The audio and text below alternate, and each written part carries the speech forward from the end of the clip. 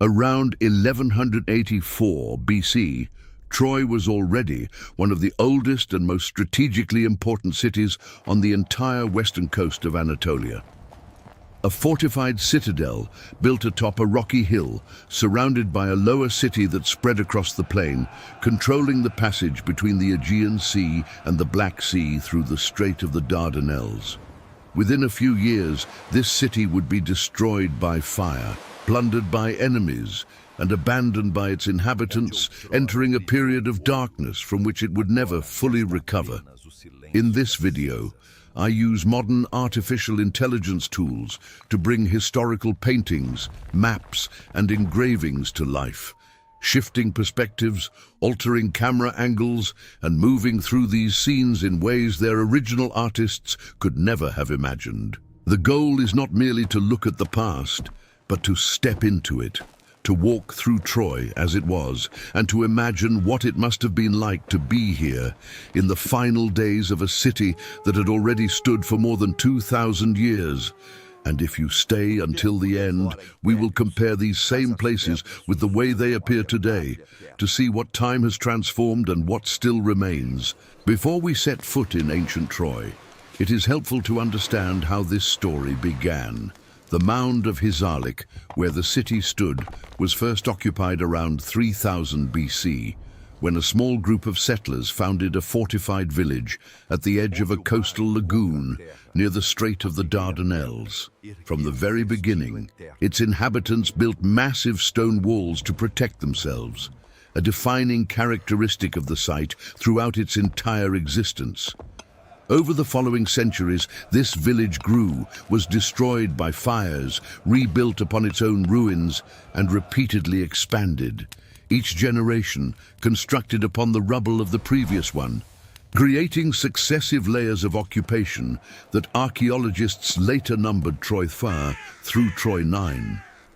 The city passed through phases of great wealth, such as Troy II, where treasures in gold, silver, and precious stones were found, and periods of stagnation and decline.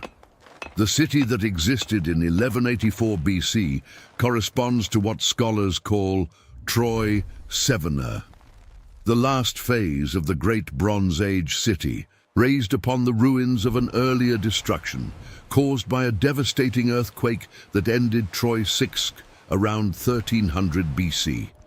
This reconstruction shows the citadel of Troy seen from above, from the plain of the Scamander River. What immediately impresses is the walls.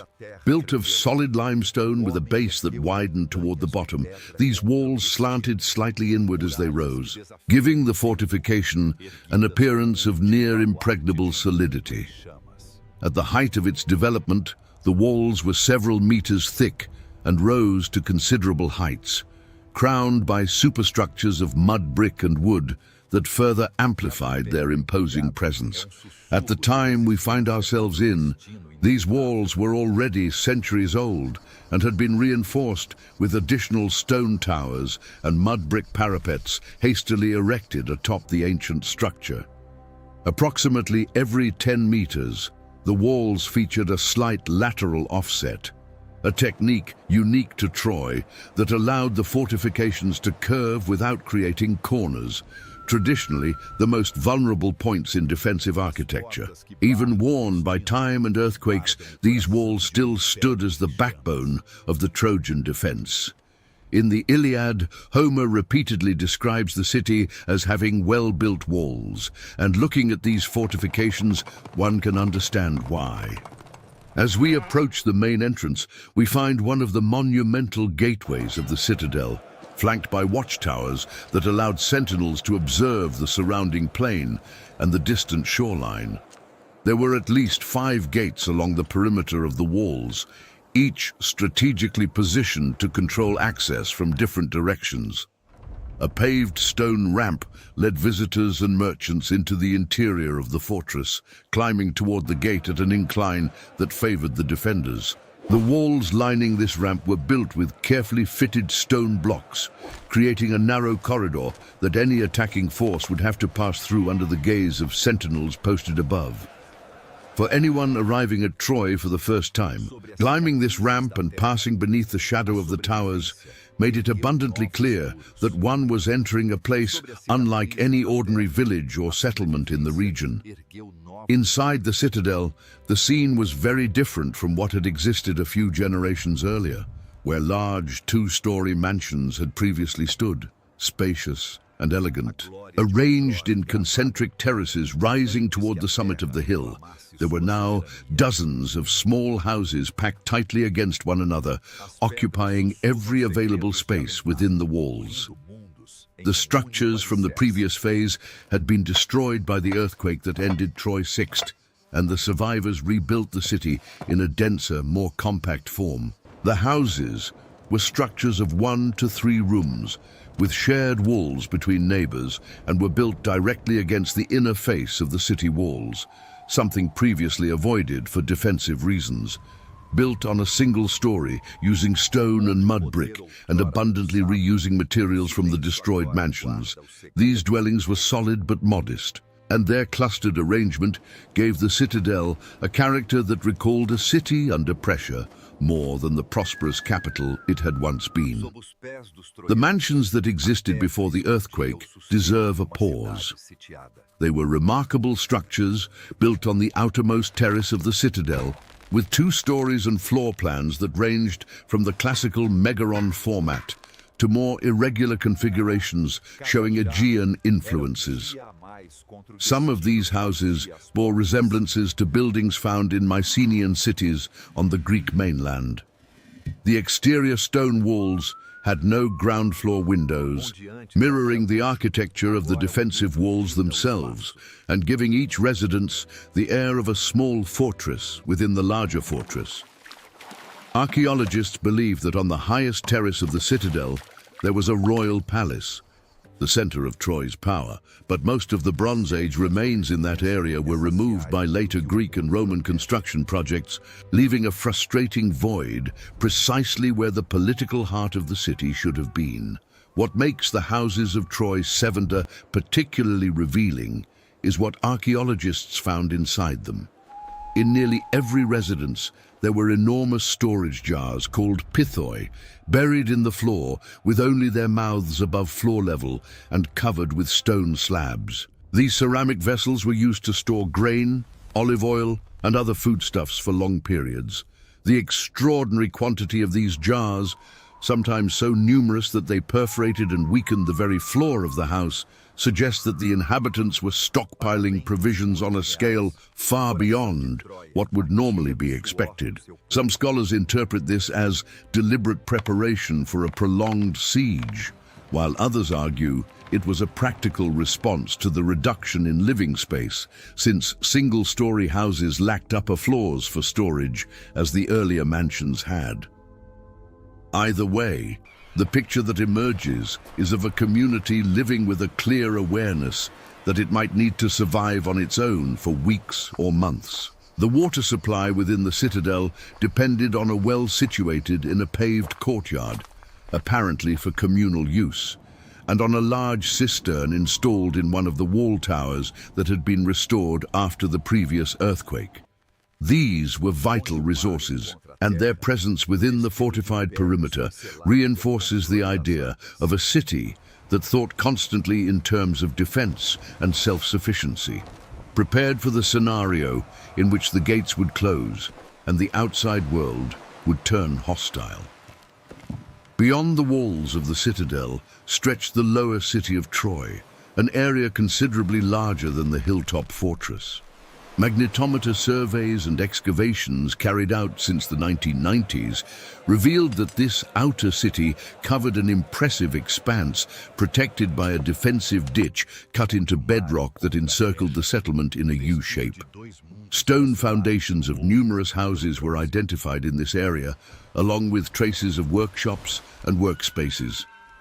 Most of Troy's population lived here, outside the citadel walls. Among the most notable finds is the so-called terrace house, a multi-room building with a second story that may have served religious functions, as suggested by a bronze figurine and a terracotta bull figure found there.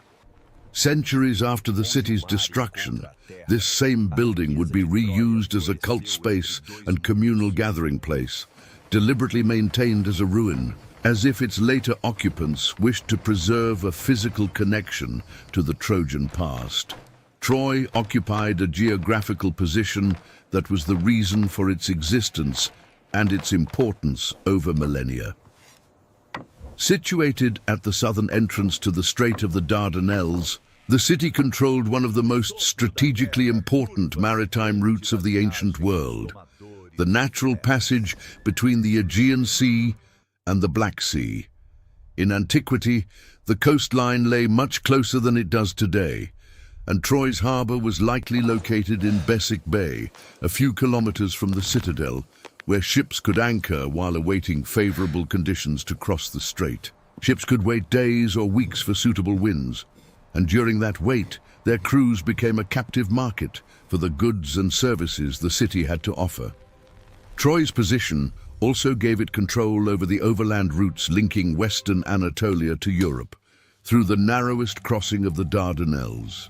Imagine arriving at these shores after weeks at sea, finally catching sight of the silhouette of the citadel atop the hill with its stone towers and sloping walls, knowing that there one could find fresh water, food, and shelter before facing the treacherous currents of the strait. For sailors and merchants navigating between the eastern Mediterranean and the distant coasts of the Black Sea, Troy was both a landmark and a destination, a place where the world of the Aegean met the world of Anatolia. Troy's wealth did not come from its position at the strait alone.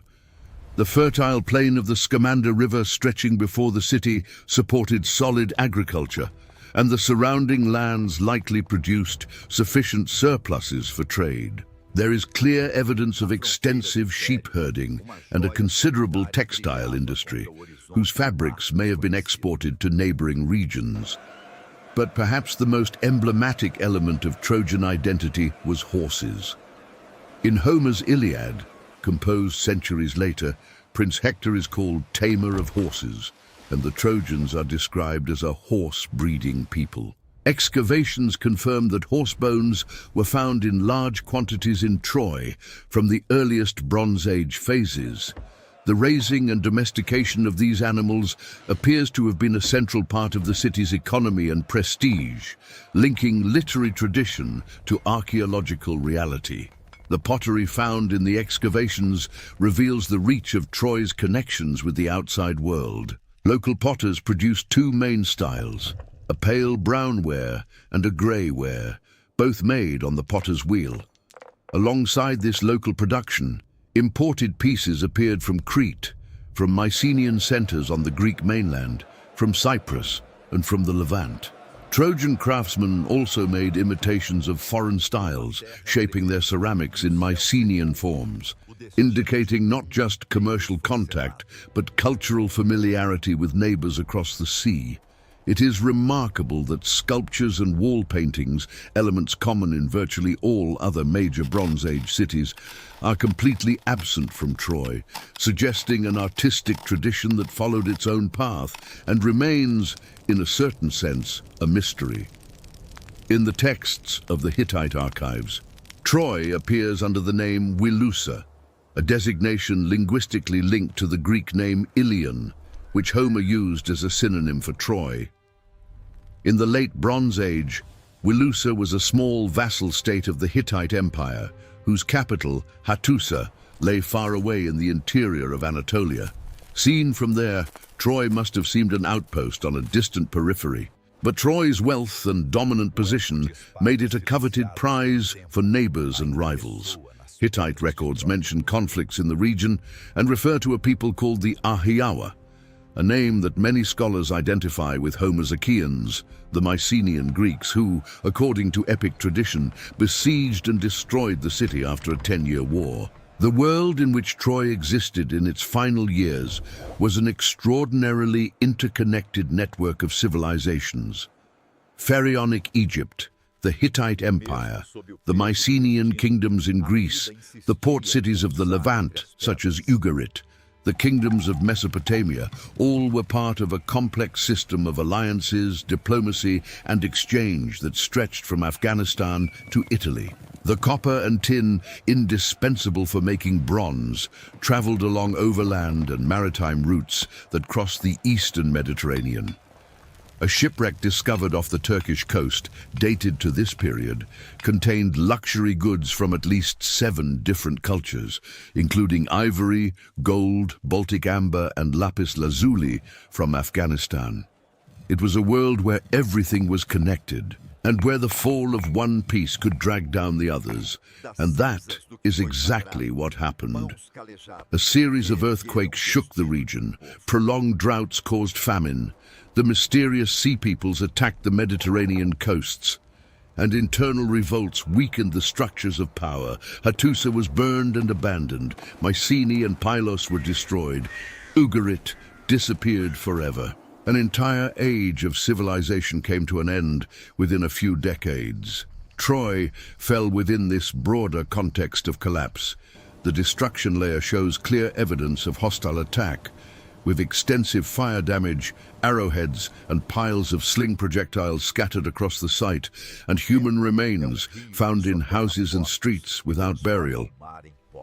The presence of sling projectiles is particularly telling, because a city that had successfully defended itself would have collected and stored that ammunition for future use, while a victorious conqueror would have had no reason to do so.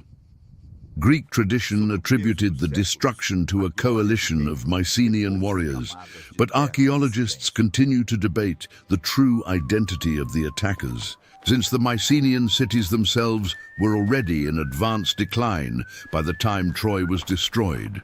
I cannot stand before these reconstructions of Troy in its final days without imagining what it must have been like to live within these walls, knowing that the world outside was crumbling in ways that no one fully understood.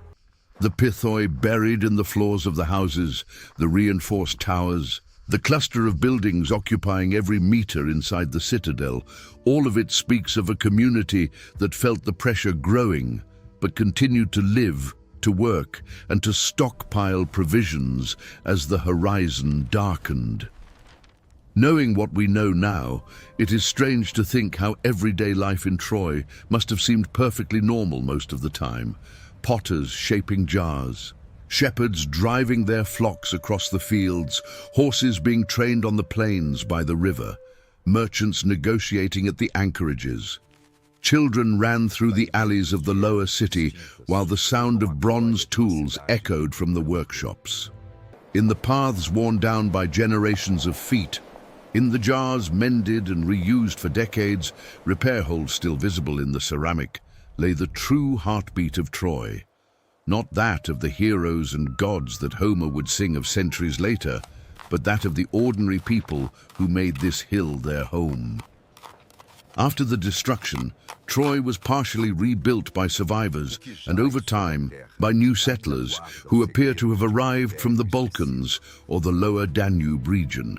The citadel walls were put to use once more, but the city never recovered what it had been. The population dwindled, trade nearly vanished, and the quality of construction and pottery declined. A handmade pottery, different from the local tradition, appeared alongside the old styles, a sign of the arrival of new peoples.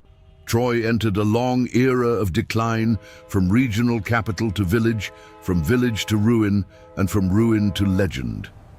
When Homer composed his poems, probably in the 8th century BC, the city's remains were still visible, but the place already belonged more to myth than to the real world. Now, I want to bring you to the present and show how these places appear today. Thank you for being here, and if you have suggestions or requests for future cities, share them in the comments. Let's go. The mound of Hisarlik, where Troy once stood, is located today in northwestern Turkey, in the province of Çanakkale, about 5 kilometers from the coast. The coastline has retreated dramatically since the Bronze Age, pushed back by river sediments that transformed the ancient harbor into an agricultural plain. Where ships once anchored within sight of the citadel, cultivated fields now stretch out without any trace of the water that once lay there. The ruins are open to the public and receive visitors from around the world. What one sees is an artificial mound about 30 meters high, formed by the accumulated layers of all the cities that existed on that spot over 4 millennia. Sections of the Bronze Age limestone walls are still visible, slanting inward just as they did more than 3,000 years ago, and they constitute one of the most impressive features of the site. Wooden walkways and gravel paths lead visitors around the circuit, but without a guide, it is difficult to distinguish which stones belong to which period. At the entrance to the archaeological site, a large wooden replica of the legendary Trojan horse, built in the 1970s from regional pine, greets visitors. It is possible to climb inside via a staircase, a symbolic gesture connecting today's visitor to the most famous myth of antiquity. In the city of Çanakkale, along the waterfront promenade, stands a second horse, this one used in the 2004 film and later donated to the municipality, where it has become one of the most photographed landmarks in the region. The Troy Museum, inaugurated in 2018, is located near the ruins in a modern building clad in rust-colored panels. It houses artifacts from all phases of the city, from Bronze Age ceramics to Roman sculptures, and provides the context needed to make sense of the scattered stones on the mound. Visitors who combine the museum with the site leave with a far more complete understanding of the 4,000 years of history accumulated on that hill. The site was inscribed on the UNESCO World Heritage List in 1998, recognizing both its importance in the Western literary tradition and its value as a meeting point of civilizations. Excavations continue under the direction of teams from Çanakkale University, and only a small fraction of the lower city has been investigated so far. What remains beneath the ground may yet change the way we understand Troy. The Strait of the Dardanelles, which the city once controlled in antiquity, remains one of the busiest maritime passages in the world. Cargo ships cross the same waters where wooden vessels once waited for favorable winds more than 3,000 years ago. The city of Çanakkale, the gateway to the ruins, is today the ferry crossing point between Europe and Asia. Where a citadel on a hill once watched over the passage and collected its toll, a modern city continues to live off the same strategic position that made Troy what it was. I truly thank you for watching. Your ideas, contributions, and constructive comments help shape what comes next.